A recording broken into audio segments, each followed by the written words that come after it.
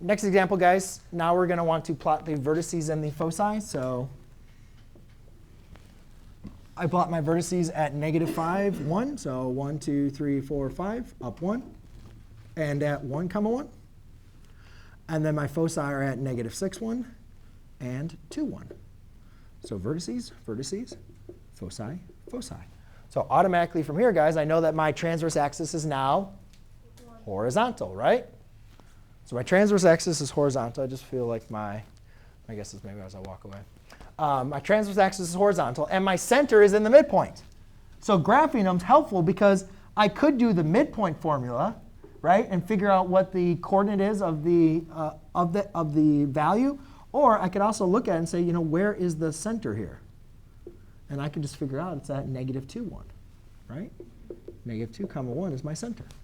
You could use the midpoint formula. -5 plus 1 is -4. -4 divided by 2 is -2. That's the x coordinate, right? Or you could do -6 plus 2, which is -4. -4 divided by 2 is -2. Find that coordinate. So now, based on this information, also, can I figure out what A is? A is going to equal 1, 2, 3.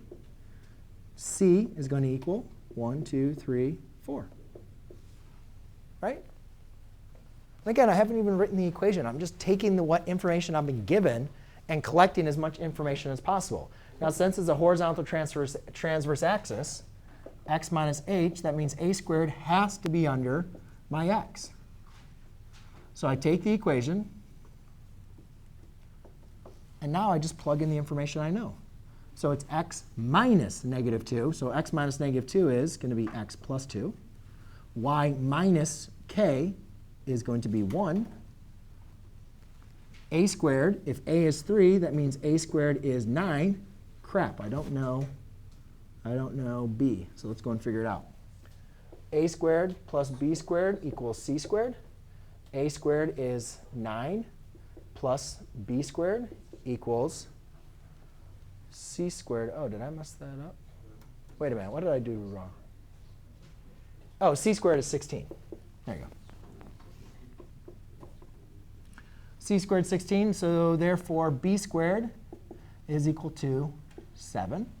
Right? Now, we don't need to take the square root of 7, even though it is 2.6457513, or at least the first 6 digits or 7 digits.